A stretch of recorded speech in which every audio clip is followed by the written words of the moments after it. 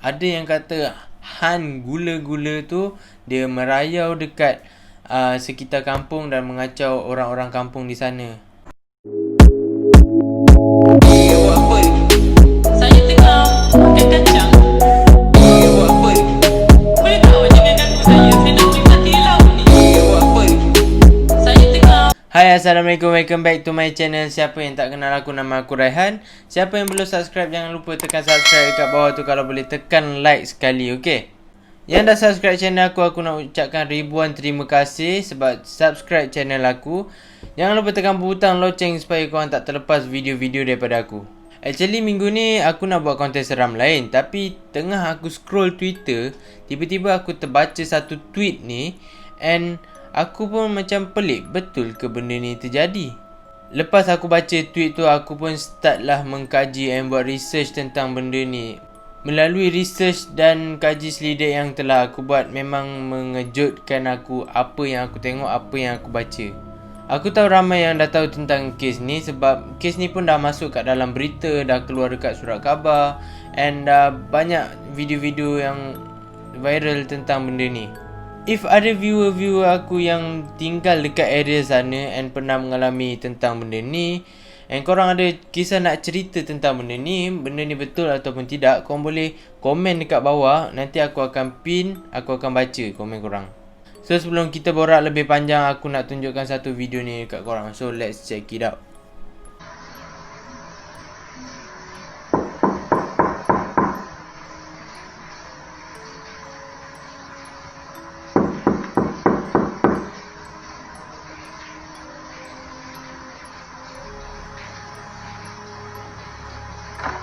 So video yang tadi tu aku jumpa dekat Twitter dan kalau korang search kat YouTube pun memang banyak video ni keluar. Okay, pertama sekali kita akan tengok dan kaji video ni. Okay, apa yang pelik dalam video tu adalah kalau korang tengok betul-betul, pintu dia kan macam terbuka sikit kan. So ada jarak antara pagar dengan pintu tu. And kalau korang perasan dekat pagar dia tu macam ada jaring. So benda apa yang pelik adalah kalau yang ketuk tu adalah orang, macam mana dia boleh ketuk pintu tu sedangkan ada jaring dekat pagar dia tu. So kalau dia ketuk pun at least mesti ada bunyi jaring dia tu, bukan kena dekat pintu, betul tak? Tapi kalau nak cakap orang pun, bila dia dah buka pintu tu tak ada orang kan. Korang boleh nampak sendiri at the end of the video. Ada pula yang cakap video yang korang tengok tu tadi adalah edit. Yelah, zaman sekarang kan dah moden. Sedangkan gambar daripada gemuk boleh kurus, daripada pendek boleh nampak tinggi. Sedangkan gambar pun boleh edit, apakah lagi video. Mustahil juga kalau video ni dia edit dan hanya untuk menakutkan orang-orang Sabak Bernam. Sebab bukan seorang yang kena dengan gangguan ketukan pintu ni, hampir seluruh kampung yang terkena dengan gangguan ni. Dan mustahil juga kalau kita nak cakap benda ni prank ke ataupun buatan orang ke, orang sesaja nak ketuk tengah malam, sebab benda ni pun dah masuk kat dalam berita.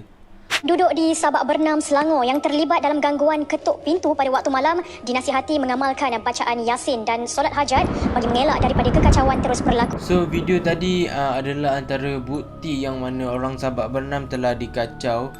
Tapi sampai sekarang kita tak tahu apa yang mengganggu penduduk-penduduk dekat sana. Okey, kita pergi ke bukti yang kedua. Okey, bukti kedua ni kita merujuk kepada kereta akhbar daripada Berita Harian. Difahamkan gangguan ketukan itu berlaku pada waktu malam hingga awal pagi itu dan membabitkan beberapa kampung lain, antaranya Batu 38, Kampung Tengah dan Kampung Banting. So dekat sini ada 4 kampung yang telah diganggu. So kita akan baca kenyataan akhbar ni daripada seorang saksi yang telah mengalami situasi ini. So saksi yang pertama dia bercerita dia tengah ada dekat dapur. Kejadian ni berlaku jam pukul 10.45 dan nak pukul 11. Waktu tu dia berada dekat dapur and tiba-tiba dia dengar ada orang tengah ketuk pintu, macam ada orang nak masuk. And then bila dia pergi buka, dia tengok tak ada orang. Lepas tu dia pun tutup lah balik pintu tu. And tiba-tiba dia dengar lagi sekali, tapi bukan daripada pintu depan tu, tapi dia dengar daripada pintu bilik air. Tapi apa yang mengejutkan dia adalah ketukan tu berasal daripada bilik air yang telah lama dia tak gunakan. So kira dia dah tutup bilik air tu, mungkin toilet tu rosak ke apa, tapi dia dengar ketukan tu daripada dalam tu. And waktu tu memang dia kata meremang lah bulu roma tu. Aku yang baca cerita ni pun memang apa, kalau aku kat situ pun aku macam tak tahulah nak cakap apa. Okey, so kita pergi ke saksi yang kedua, iaitu daripada penduduk Kampung Tengah. Nama saksi kedua ni adalah Nur Zaihana Yaakob. So saksi yang kedua ni mula-mula dia dengar lah bunyi ketukar pintu daripada luar rumah. Diingatkan ketukar pintu daripada luar rumah dia tu adalah dua anak saudara dia yang baru pulang daripada kerja. And then bila dia pergi tengok, tapi tak ada orang pun dekat depan pintu dia tu.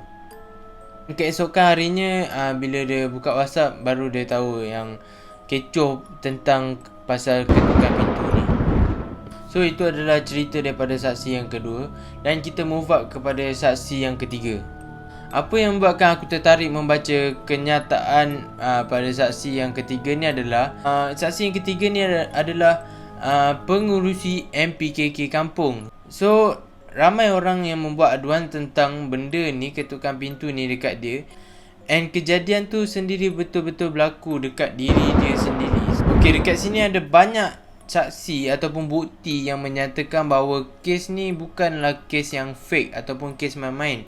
Kes ni benar-benar terjadi dekat area Sabak Bernam sana. Kebanyakan kes-kes yang berlaku di sekitar Sabak Bernam tu berlaku jam malam, waktu pukul 10 hingga ke awal pagi. Walaupun kita ada banyak bukti dan saksi yang menunjukkan bahawa kes ni betul-betul terjadi dekat Sabak Bernam sana, tetapi apa yang peliknya, sampai sekarang tak ada siapa yang tahu apa misteri yang berlaku sebenarnya dekat Sabak Bernam sana.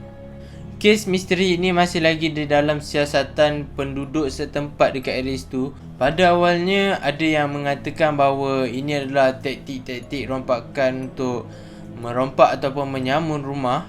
Tapi sampai sekarang masih tiada lagi yang melaporkan tentang kes pecah rumah yang berlaku dekat area sana.